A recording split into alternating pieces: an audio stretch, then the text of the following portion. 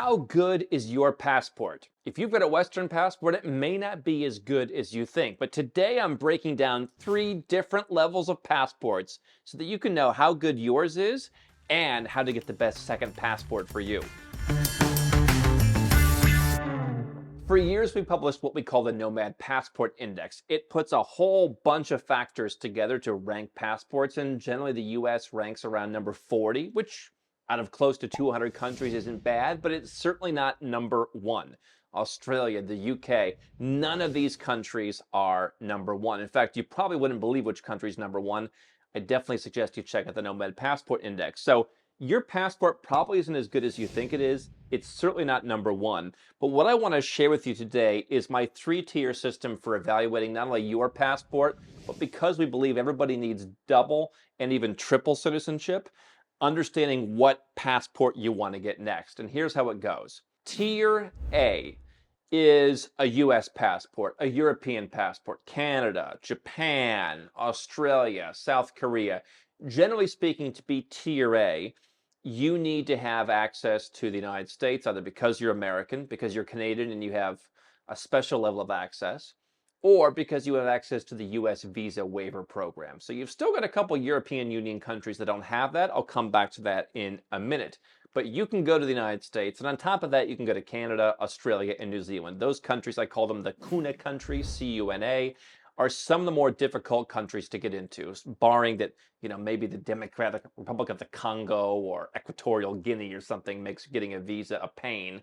These are the most difficult countries in terms of they're suspicious who would want to go there. Well, people all over the world get rejected for US visas every day, and many of them didn't mean to cause any harm. They'd easily get a visa to go to the UAE or Singapore or a lot of other places where it's just more by the book. And so if you have a Tier A passport, you can go to those hard to go to countries. Now, if you're, let's say, Bulgarian, and your country does not have that visa-free access to the US, we call that like an A minus, because Bulgarians need a visa to go to the US because the US doesn't follow the European system of reciprocity, much to the consternation of the European Union. They also, about 20% of the time, get a little bit of grief from Australia as what it's called ETA, a kind of a pre-travel authorization. But Bulgarians can go, Romanians can go to Canada, New Zealand, pretty much everywhere else in the world. It's a pretty good passport with that one exception. I understand for some people, like not being able to go to the United States seems like a death sentence, although I don't know so much anymore. It seems like maybe you're good with that one. But Tier A is you can go to all those top countries. A minus is, all right, 1 or 2 of them are a little difficult, but otherwise you've got a great passport. That's Tier A. Those are basically the Western passports. And again, you've got a few Asian countries, Taiwan, Japan, Korea, kind of the main ones, Singapore. Those are Tier A. Tier B is you can go to Europe, Europe's Schengen area. This is expanded. What's called Schengen Annex II has greatly expanded in recent years. So about 7 or 8 years ago, Colombians, for example, qualified for Schengen Annex II. Around that time, most of the Caribbean passports that offer citizenship by investment qualified for Schengen Annex II. There's a number of kind of particular criteria where your country can go under the exact same terms as everybody else to most of those European countries. So Ireland and the UK, Romania and Bulgaria and Cyprus, and obviously the non-EU countries, with the exception of Switzerland, Iceland, and Norway, those are out of the Schengen area, right? So like Serbia, that's different. But the borderless Schengen area, that's where you can fly from Spain to Latvia, and you need a passport. You need ID, but there's no passport control. And so that block gives everyone, whether you're American or Canadian or whether you're Georgian, 90 days out of every 180 days. And in 2024, when this new system called ETIAS comes into place, everyone will need to get an online travel authorization, kind of an e-visa, if you want to call it that in plain English, before they go to Europe. And so a Tier B passport gets you access to Europe, but not those CUNA countries, Canada, US, Australia, and New Zealand. So quite frankly, most Tier B passports have improved, or many have improved. I've talked about Serbia over the years. They've really been aggressive in getting a lot of countries. For being a small country, they've done a lot of visa-free travel deals, and they actively talk about it. Oh, we're trying to get visa-free here. We're trying to get, we're talking about it. A Serbian passport is pretty darn good. Georgian passports, gotten pretty good. Even the Colombian passports getting pretty good. You can go to Europe. And then with that, there's lots of other countries that just don't care. Most countries in the world just don't care. So chances are you can go to Malaysia, you can go to Colombia, you can go to Uruguay, you can go to the UAE, you can go to Morocco, and not all cases, but many. You can go to most countries in the world. I mean, a lot of African countries require a visa for practically everybody. But Tier B passport holders, the big issue is those CUNA countries. Now, a Tier B, like a Serbia or a Georgia, or up until recently Colombia, there's no UK or Ireland because they have an opt-out from that Schengen area. Obviously, the UK is no longer in the EU, but Ireland is. They have an opt-out. If you have access to those countries, I would call that a Tier B plus. In kind of keeping with our A minus, now there's a B plus. And so the UK and Ireland being extra ones. For me, quite frankly, if I had to pick any two English-speaking countries to go to and I guess to live in, I would choose those. I like centrally located. I happen to like the vibe in Ireland a lot. I think Ireland's obviously a much more neutral country. It's the one that's not in the Five Eyes program. It's the one that just historically has left everybody alone. But I would choose those two. So if you have, let's say, St. Lucian or a St. Kitts passport, which you can get by investment. Dominica lost visa-free travel to the UK earlier this year because their program has always been a little bit more, let's call it fast and loose. But all the other 4 programs have access to both of those countries for the time being. And so Tier B plus, not bad to have. Tier C is the third level, and that's where basically you don't have the CUNA countries and you don't have Europe. Now, there are some exceptions here. For example, I believe South Africans can go to, is it Ireland without is it one or the other? And there's certain countries that they can go to Ireland, some countries they can go to the UK because of a historical connection, like Lesotho, citizens of Lesotho, the enclave within South Africa, can go, I believe, visa-free to Ireland. They've had this long-standing arrangement. That's pretty uncommon for Tier C. Tier C passports, basically, the West doesn't want you. But there's C+, Turkey, for example, even Russia. I hate to mention it these days, but let's take Turkey as an example. The rest of the world would love to have Turkish citizens. I believe they have visa-free access to every country in Central America and South America, pretty much every country in Asia, Central, Southeast and East Asia. Most of those countries covered except like China. Central Asia's covered. The Middle East, the Gulf, good penetration into Africa, better than some Western passports. You can get Turkish citizenship. Not a bad compliment to a Western passport if you already have access to the US and Europe. Buy a property in Istanbul. We help people buy properties with our network where you're not overpaying for the property, like double and triple. And you buy a property at a fair market value, you get citizenship. 3 years from now, you can sell the property. You've got an asset in a different country, and now you've got a weird kind of second passport that gives you interesting perspective. I'm going to come back to that in a moment and talk about how you can use this tier system to find the best second passport. Tier C is, C plus is basically, hey, everyone else wants you, like a Turkey. And there's some of those bigger countries that they do. Even with the Russia-Ukraine war, whatever you think about that, I mean, Russians are still very much welcome in Thailand and Egypt and Latin America and all the places they like to go. They've been largely shut out of the West, but the rest of the world's like, what do we care? Or in the case of countries like India, we're on your side. Africa, largely on their side. And so, there's obviously Tier C passports. Egypt has a citizenship by investment program. You ain't going many places with that Egyptian passport. But let's talk about that. There is some validity to having a passport for a country that you might want to live in if the fur starts flying, as I'm saying recently. And I'm not saying that country is Egypt. But, what happens if the Western world, the international community, as they call themselves, says, hey, listen, we're getting together, we're jacking up everybody's taxes.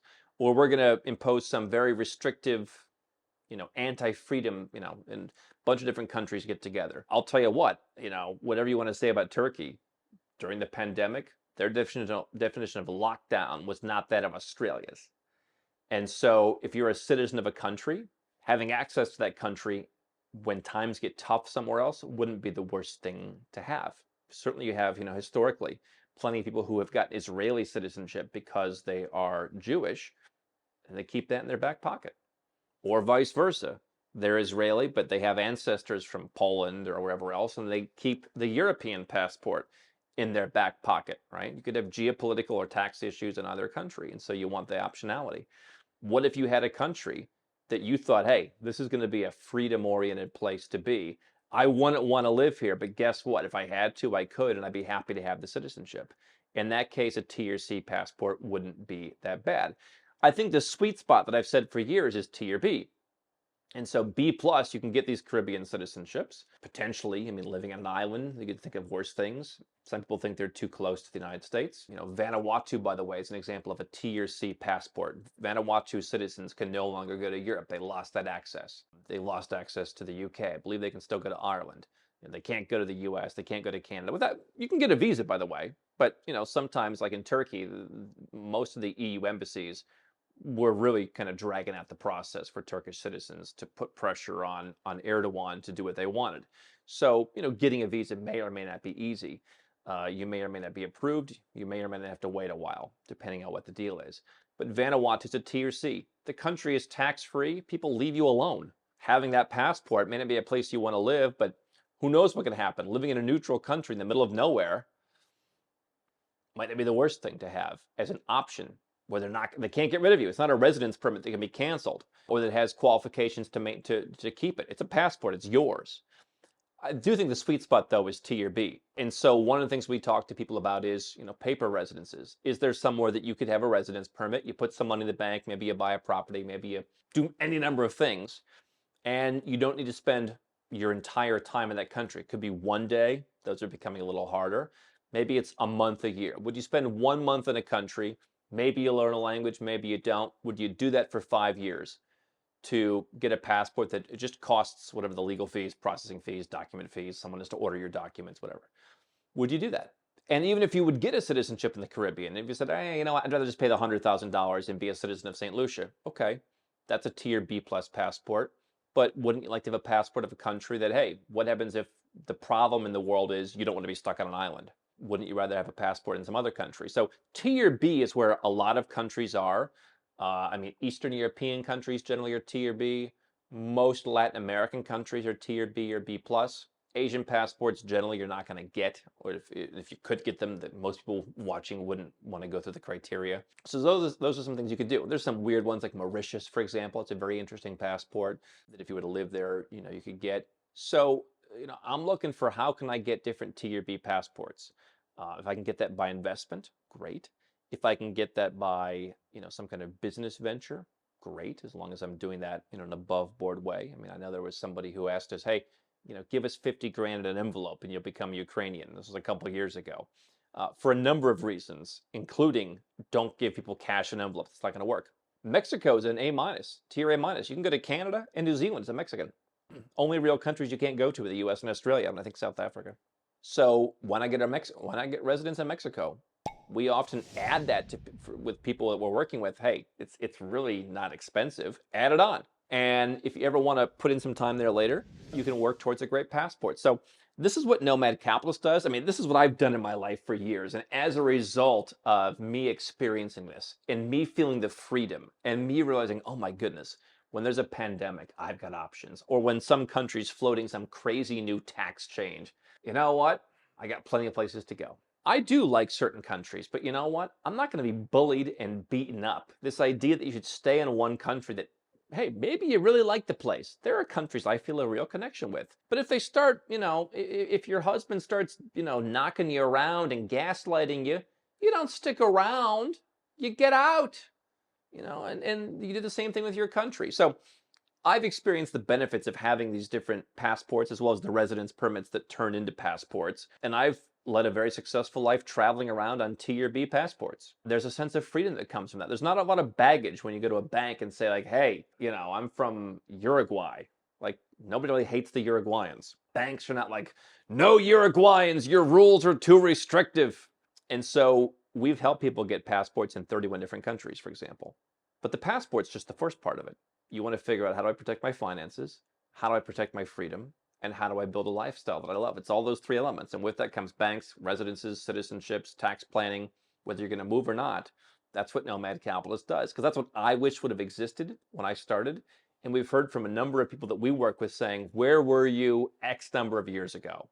And so if you want to learn how we can help you create and then execute a holistic plan that involves all the lawyers and real estate agents and everybody else we have that we've found through a lot of by hook and by crook over the years, you know, hard-fought contacts around the world in places where it's sometimes hard to find contacts, and how to make them all work together cleanly to build a passport portfolio. Because here's the deal, we'd be happy to help you. Because here's the deal. A US passport, for example, you pay tax no matter where you live. I'd rather have a couple of Tier B passports than a US passport. I don't need to make money in the US. I don't need to live in the US to make money. I don't have a job. And if I wanted to get a job, there'd be a US company that would be happy to hire me and I could live where I wanted. I can live off of investments. I can live off of my business, which runs in the cloud.